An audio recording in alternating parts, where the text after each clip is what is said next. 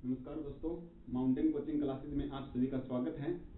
आज हम शुरुआत करते हैं भारत के भूगोल के बारे में। तो सबसे पहले हम बात करें कि विश्व में भारत की स्थिति की बात करें।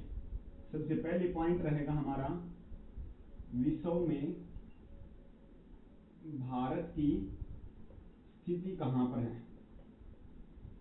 तो आप सभी ने देखा होगा वर्ल्ड मैप, ठीक है। पृथ्वी जो है ना कुछ इस प्रकार से है। यहाँ पर बीच से जो है ना भूमध्य रेखा जाती है, जिसको 0 डिग्री अक्षांश कहते हैं। 0 डिग्री अक्षांश होती है। इसी का दूसरा नाम होता है भूमध्य रेखा। दूसरा नाम क्या होता है? भूमध्य रेखा होती है। और तीसरा नाम होता है इसका विषुवत रेखा होता है। पृथ्वी को दो बराबर भागों में बांटने का काम करती है। जो 0 डिग्री अक्षांश होती है या भूमध्य रेखा कहें या तीसरा नाम विषुवत रेखा कहें, इसका काम क्या होता है कि पृथ्वी को दो बराबर भागों में बांटती है। जो 0 डिग्री अक्षांश है, इससे ऊपर का जो हिस्सा होता है उसको हम कहते हैं उत्तरी गोलार्ध। जो इससे ऊपर का हिस्सा होगा उसको हम नाम देते हैं उत्तरी गोलार्ध नाम देते हैं। और जो इससे नीचे का जो हिस्सा होता है उसको हम नाम देते हैं दक्षिणी गोलार्ध नाम देते हैं। क्लियर है बात इतनी? अब जो 0 डिग्री अक्षांश है, इससे ऊपर का हिस्सा उत्तरी गोलार्ध, इससे नीचे का हिस्सा जो है वो कौन सा होता है? दक्षिणी गोलार्ध होता है। भारत की स्थिति देखें तो कुछ यहां पर इस प्रकार से होता है भारत। तो भारत जो है कौन से गोलार्ध का हिस्सा है? उत्तरी गोलार्ध का हिस्सा है। अब हम यहां से बात करें तो भारत जो है किस गोलार्ध का हिस्सा है? उत्तरी गोलार्ध का हिस्सा है। उसके बाद में पहले हम अक्षांश के बारे में कुछ बात करते हैं।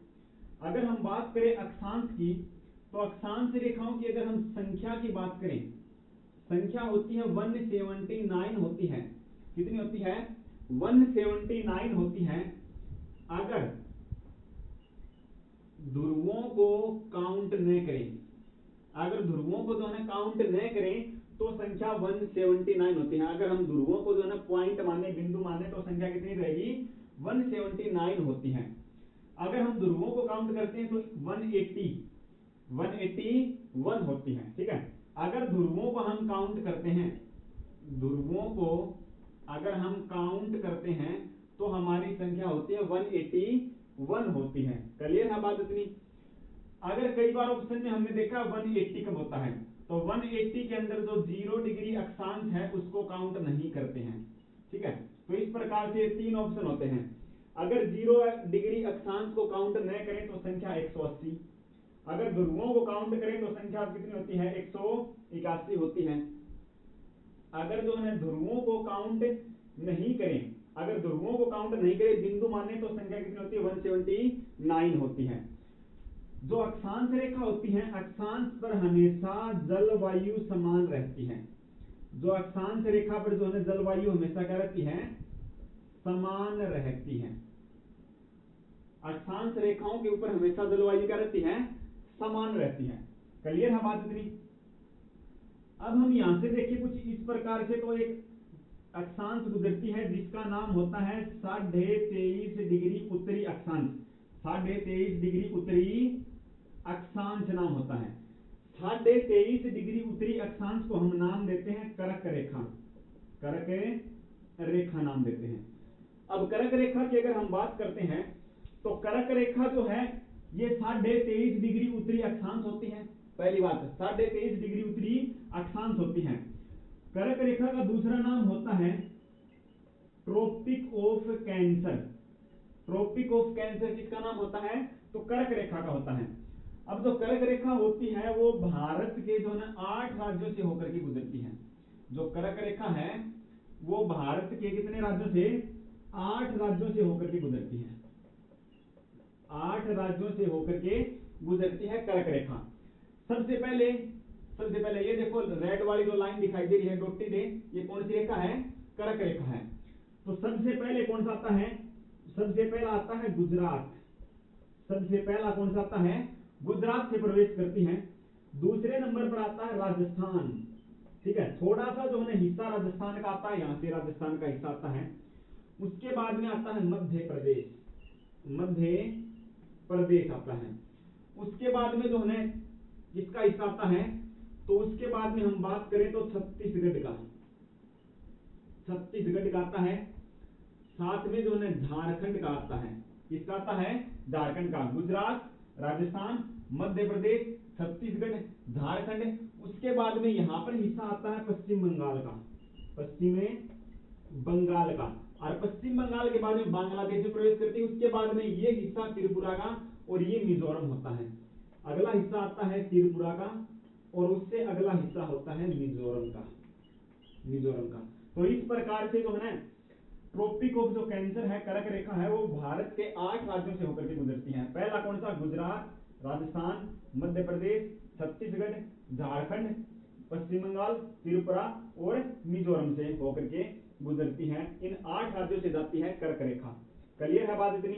उसके बाद में अगर इसी प्रकार से हम नीचे की तरफ चलते हैं 23.5 डिग्री, तो उसको हम नाम देते हैं, यहां पर आती है 23.5 डिग्री कौन सी अक्षांश है, दक्षिणी अक्षांश होती है। कौन सी अक्षांश है, दक्षिणी अक्षांश। इसको हम नाम देते हैं मकर रेखा। क्या नाम देते हैं, मकर रेखा नाम देते हैं उसको, मकर रेखा।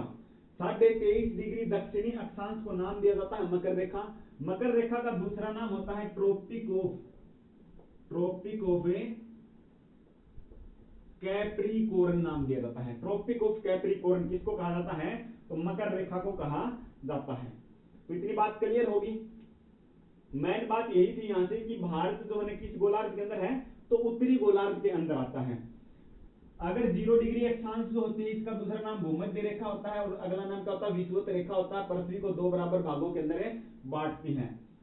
23.5 डिग्री उत्तरी अक्षांश को कर्क रेखा कहते हैं। कर्क रेखा का दूसरा नाम होता है ट्रॉपिक ऑफ कैंसर होता है। 8 राज्यों से होकर के गुजरती है। गुजरात है, राजस्थान है, मध्य प्रदेश है, छत्तीसगढ़ है, झारखंड है, पश्चिम बंगाल है, त्रिपुरा है और मिजोरम से होकर के गुजरती है।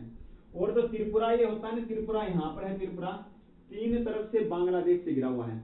3 तरफ से बांग्लादेश से घिरा हुआ राज्य कौन सा है, त्रिपुरा राज्य है। 3 तरफ से बांग्लादेश से घिरा हुआ राज्य है। क्लियर बात इतनी।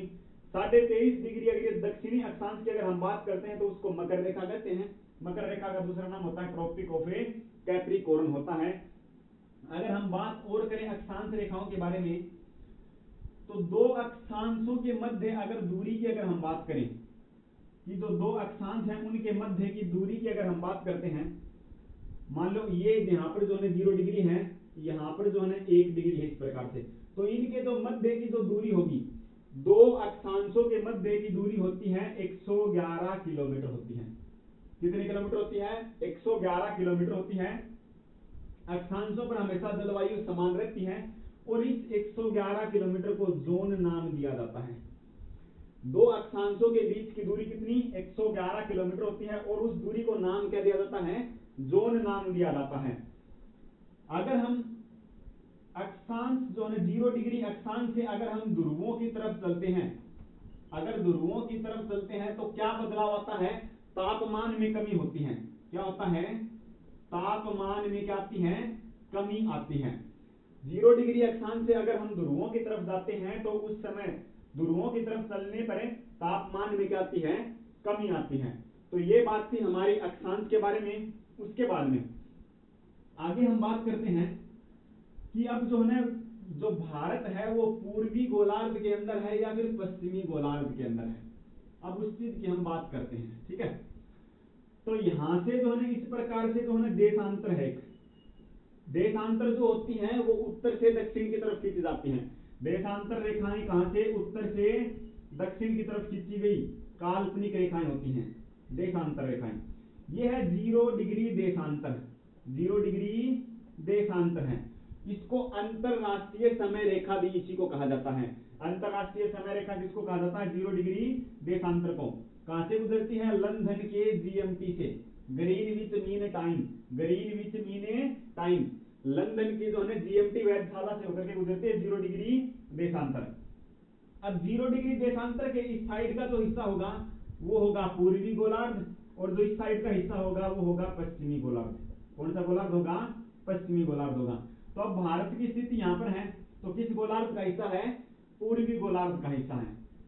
तो अगर हम बात करें भारत में विषव की स्थिति, तो भारत जो है वो उत्तरी पूर्वी गोलार्ध में। क्लियर बात इतनी। अब जो भारत है वो विश्व में कहां पर है, तो उत्तरी पूर्वी गोलार्ध के अंदर है। अगर यहां पर अक्षांश की बात करते हैं तो कौन सी, उत्तरी गोलार्ध के अंदर। यहां पर देशांतर से बात करते हैं तो कौन से हिस्से के अंदर है, पूर्वी गोलार्ध के अंदर है। तो भारत की स्थिति कौन से गोलार्ध के अंदर, उत्तरी पूर्वी गोलार्ध में पड़ता है भारत। क्लियर बात इतनी। उसके बाद में देशांतर की अगर हम बात करते हैं तो इनकी कुल संख्या की अगर हम बात करें, कुल संख्या की अगर हम बात करते हैं तो वो 360 होती है। देशांतरों की संख्या कितनी है, 360 होती है, देशांतरों की संख्या होती है। दो देशांतरों के मध्य, दो देशांतरों के मध्य, दो देशांतरों के जो मध्य दूरी होती है, मध्य दूरी होती है वो होती है 111.3 किलोमीटर। कितनी होती है, 111.3 किलोमीटर होती है। और उस दूरी को नाम दिया जाता है गोरे, गोरे नाम दिया जाता है। उस दूरी को नाम क्या दिया जाता है, गोरे नाम दिया जाता है। और जो भूमध्य रेखा होती है वहां पर दो देशांतरों के मध्य सर्वाधिक दूरी होती है। इस प्रकार से होती है देशांतर रेखाएं। तो दो देशांतरों के मध्य सर्वाधिक दूरी कहां पर होती है, भूमध्य रेखा के ऊपर होती है। देशांतरों के मध्य सर्वाधिक दूरी की बात करता है तो कहां पर होती है, भूमध्य रेखा के ऊपर सर्वाधिक दूरी होती है। तो ये बात थी देशांतर के बारे में। अब हम बात करते हैं कि भारत जो है वो किस देशांतर के अंदर पड़ता है और किस अक्षांश से किस अक्षांश के मध्य पड़ता है। तो सबसे पहले हम बात करते हैं भारत का अक्षांशीय विस्तार। भारत का अक्षांशीय विस्तार की अगर हम बात करते हैं तो सबसे पहला पॉइंट है, अगली बात करें तो हम हेडिंग डालेंगे भारत का अक्षांशीय विस्तार। अक्षांशीय विस्तार कहां तक है, तो भारत जो है वो देखो यहां से शुरू होता है, यहां से शुरू होता है, यहां पर सबसे पहला ये पॉइंट आता है। भारत का जो है ना ये पॉइंट है सबसे दक्षिणी बिंदु। यहां पर अगर आपको दिखाई दे रहा हो यहां पर है, ये है 6 डिग्री 4 मिनट उत्तरी अक्षांश। अभी बताया था ना आपको, भारत किसके अंदर है, उत्तरी गोलार्ध के अंदर है, तो उत्तरी अक्षांश। देखो भारत का अक्षांशीय विस्तार की अगर हम बात करते हैं तो वो शुरू होता है 6 डिग्री 4 मिनट उत्तरी अक्षांश से, उत्तरी अक्षांश से यहां से शुरू हो गया इस प्रकार से। यहां पर है लास्ट, ये इस प्रकार से यहां पर है लास्ट वाला जो पॉइंट है, यहां पर है, ये है 37 डिग्री 6 मिनट उत्तरी अक्षांश। तो अगर भारत का जो है, भारत का अक्षांशीय विस्तार पूछे तो भारत शुरू होता है 6 डिग्री 4 मिनट उत्तरी अक्षांश से शुरू होकर के 37 डिग्री 6 मिनट उत्तरी अक्षांश तक है। तो भारत का जो अक्षांशीय विस्तार है 6 डिग्री 4 मिनट उत्तरी अक्षांश से 37 डिग्री 4 मिनट उत्तरी अक्षांश तक है, उत्तरी अक्षांश तक। ये भारत का जो ना अक्षांशीय विस्तार है। तो ये भारत जो है वो 6 डिग्री 4 मिनट उत्तरी अक्षांश से शुरू होकर के 37 डिग्री 6 मिनट उत्तरी अक्षांश तक फैला हुआ है। दूसरी हम बात करते हैं भारत का देशांतरीय विस्तार। भारत का देशांतरीय विस्तार की अगर हम बात करते हैं, देशांतरीय विस्तार की अगर हम बात करें तो सबसे पहला पॉइंट यहां पर आता है ना, भारत का जो है सबसे जो पश्चिमी पॉइंट है, पूर्व की तरफ ये हो गया, पश्चिम की तरफ ये हो गया। तो यहां पर जो पॉइंट है ये शुरू होता है 68 डिग्री 7 मिनट पूर्व या पश्चिम, तो पूर्वी अक्षांश से, ठीक है, किस देशांतर से, किससे, पूर्वी देशांतर से, पूर्वी देशांतर से, ठीक है। भारत शुरू कहां से होता है, 68 डिग्री 7 मिनट पूर्वी देशांतर से शुरू होता है और जो है यहां तक चलता है। ये वाला लास्ट पॉइंट है, ये वाला लास्ट पॉइंट जो है ये कौन सा है, ये है 97 डिग्री 25 मिनट पूर्वी देशांतर। कौन सा देशांतर रहेगा, पूर्वी देशांतर तक। तो भारत का अगर देशांतरीय विस्तार की अगर हम बात करते हैं तो शुरुआत होती है उसकी 68 डिग्री 7 मिनट पूर्वी देशांतर से, 7 मिनट पूर्वी देशांतर से 97 डिग्री 25 मिनट पूर्वी देशांतर तक, पूर्वी देशांतर तक है। क्लियर है बात इतनी? तो ये भारत का अक्षांशीय और देशांतरीय विस्तार था।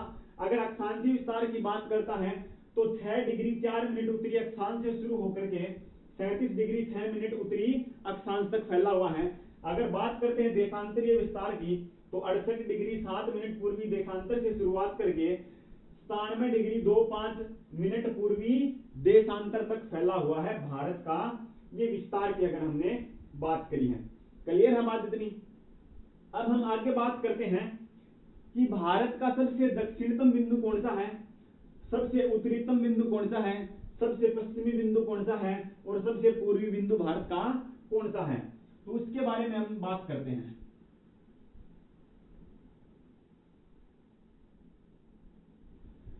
अब आगे हेडिंग डालेंगे भारत का अगला पॉइंट है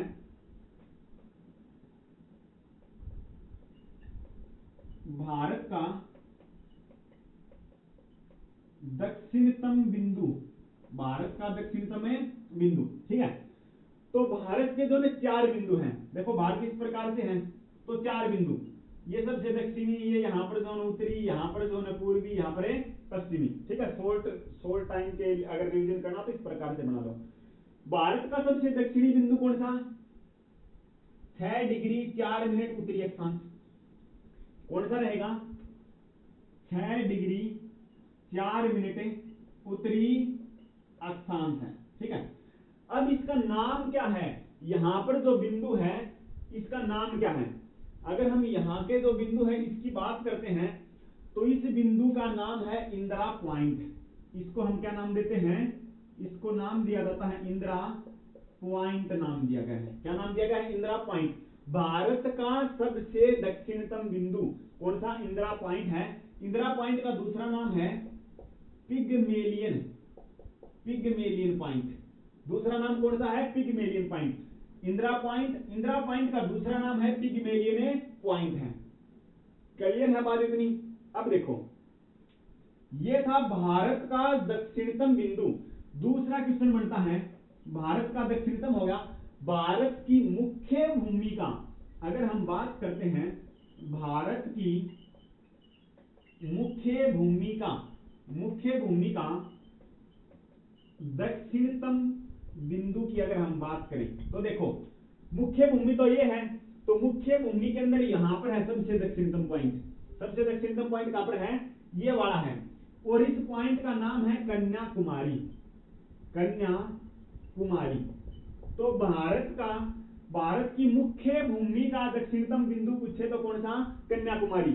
अगर यहां पर अगर अक्षांश पूछे तो यहां पर अक्षांश है 8 डिग्री 4 मिनट उत्तरी अक्षांश है यहां पर। ठीक है, तो अगर हम बात करते हैं दक्षिणतम बिंदु कहां पर है, तो ये भारत की मुख्य भूमि का दक्षिणतम बिंदु है 8 डिग्री 4 मिनट उत्तरी अक्षांश पर है। क्लियर है बात इतनी? 2 क्वेश्चन है, दोनों अलग अलग क्वेश्चन है। ये क्वेश्चन का ताकि भारत का दक्षिणतम बिंदु, तो भारत का दक्षिणतम बिंदु पड़ता है निकोबार के अंदर पड़ता है। ठीक है, अंडमान निकोबार के अंदर सबसे लास्ट के अंदर है 6 डिग्री 4 मिनट उत्तरी अक्षांश है, जिसका नाम है इंदिरा पॉइंट या पिगमेलियन पॉइंट।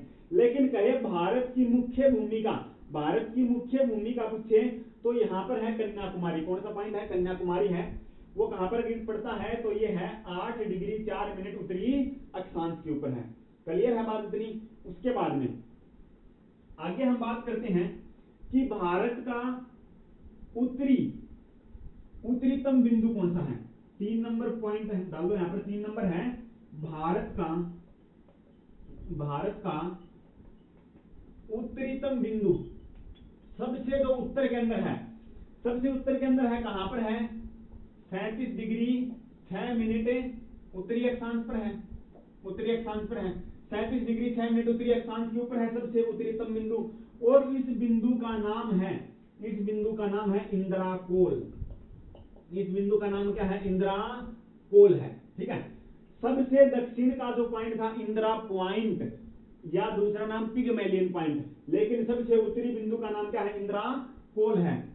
अगर हम बात करते हैं 4 नंबर की, जो है यहां पर ये भारत का जो है पूर्व का हिस्सा, ये पश्चिम का हिस्सा। तो अगर हम बात करें अगले पॉइंट की, भारत का पश्चिमतम बिंदु जो सबसे पश्चिम के अंदर है, वो बिंदु कौन सा है? तो आपको बताया था यहाँ पर 68 डिग्री 7 मिनट से शुरुआत होती है। कितने से शुरुआत होती है? 68 डिग्री 7 मिनट पूर्वी देशांतर पर है। पूर्वी देशांतर पर कहां पर पड़ता है? गुजरात के अंदर पड़ता है। कहां पर पड़ता है? गुजरात के अंदर पड़ता है। और उसका नाम है सरकरिक। सरकरिक है, सरकरिक गुजरात के अंदर। कहां पर है? सरकरिक है, गुजरात के अंदर है। यहां पर 68 डिग्री 7 मिनट के अंदर पड़ता है। अगर हम बात करते हैं भारत का पूर्वी बिंदु, तो सबसे जो पूर्वी बिंदु है कहां पर पड़ता है? 97 डिग्री 25 पूर्वी देशांतर पर है। यहां पर अरुणाचल प्रदेश के अंदर पड़ता है और उसका नाम है वालांगू। क्या नाम है? वालांगू है। कहां पर पड़ता है? अरुणाचल प्रदेश में है। अरुणाचल प्रदेश के अंदर है वालांगू। और अगर देशांतर पूछे तो कौन सी है? 97 डिग्री 25 पूर्वी देशांतर है। तो ये हमने बिंदु की बात करी है। भारत का सबसे दक्षिणतम बिंदु की बात करें तो वो 6 डिग्री 4 मिनट उत्तरी अक्षांश पर है। नाम है इंदिरा पॉइंट, या दूसरा नाम है उसका पिग्मेलियन पॉइंट है। भारत की मुख्य भूमि का दक्षिणतम बिंदु की बात करता है तो 8 डिग्री 4 मिनट पर है। इसका नाम है कन्याकुमारी। भारत का सबसे उत्तरी बिंदु की बात करता है तो 37 डिग्री 6 मिनट उत्तरी अक्षांश पर है। और यहाँ पर इसका जो नाम है वो कौन सा है? इंदिरा कोल है। अगर सबसे जो है पश्चिमी बिंदु की बात करता है तो गुजरात के अंदर है, उसका नाम सरकरिक है। और है कहां पर? तो 68 डिग्री 7 मिनट पूर्वी देशांतर पर है। अगर सबसे जो है पूर्वी बिंदु की बात करता है तो 97 डिग्री 25 मिनट पूर्वी देशांतर के ऊपर है, अरुणाचल प्रदेश के अंदर पड़ता है और नाम है उसका वालांगू नाम है। क्लियर है बात इतनी? उसके बाद में आगे हम बात करते हैं कि भारत की जो है गुजरात से लेकर के और उस तरफ जो है अरुणाचल प्रदेश तक कितनी चौड़ाई है। अगर हम ये बात करें कि यहां पर गुजरात से लेकर के और यहां तक अरुणाचल प्रदेश तक, तो भारत की सबसे मैक्सिमम चौड़ाई यहीं पर होगी। ठीक है, तो अब देखो, अगर हम बात करते हैं भारत की चौड़ाई, भारत की जो है ना चौड़ाई कहां से लेकर के? गुजरात से अरुणाचल प्रदेश, गुजरात से अरुणाचल प्रदेश तक। तो गुजरात से अरुणाचल प्रदेश तक चौड़ाई है भारत की, वो है 2933 किलोमीटर की। ठीक है, भारत की अगर चौड़ाई की हम बात करते हैं गुजरात से लेकर के और सबसे पूर्वी बिंदु वालांगू अगर हम बात करें अरुणाचल प्रदेश तक है, तो ये चौड़ाई कितने किलोमीटर की है? तो 2933 किलोमीटर की है। अगर हम बात करते हैं भारत की अगर लंबाई की अगर हम बात करते हैं, यहां पर जो है जम्मू कश्मीर से लेकर के कन्याकुमारी तक, जम्मू कश्मीर से कन्याकुमारी तक, जम्मू कश्मीर से कन्याकुमारी तक अगर हम बात करते हैं लंबाई की, तो ये लंबाई कितनी है? तो ये है 3214 किलोमीटर की। 3214 किलोमीटर की इसकी जो है लंबाई है। यहां से गुजरात, यहां से जो है जम्मू कश्मीर से शुरुआत करके कन्याकुमारी तक इसकी लंबाई कितनी है? 3214 किलोमीटर की है। और चौड़ाई की अगर हम बात करते हैं गुजरात से जो अरुणाचल प्रदेश के बीच की जो डिस्टेंस है वो 2933 किलोमीटर की है। तो आपको ये बात ध्यान में रखनी है कि उत्तर से जो दक्षिण है वो जो है दूरी ज्यादा है। भारत के अंदर उत्तर से दक्षिण की दूरी ज्यादा है, पूर्व से पश्चिम की दूरी कम है। पूर्व से पश्चिम की दूरी क्या है? कम है। क्लियर है बात इतनी? उसके बाद में आगे हम बात करते हैं कि भारत का जो है क्षेत्रफल की अगर हम बात करते हैं, लास्ट में भारत के क्षेत्रफल की अगर हम बात करते हैं तो भारत का क्षेत्रफल कितना है? 32,87,263 किलोमीटर स्क्वायर है। ठीक है, 32,87,263 किलोमीटर स्क्वायर का क्या है? भारत का क्षेत्रफल है। अगर भारत का क्षेत्रफल की अगर हम बात करें तो विश्व में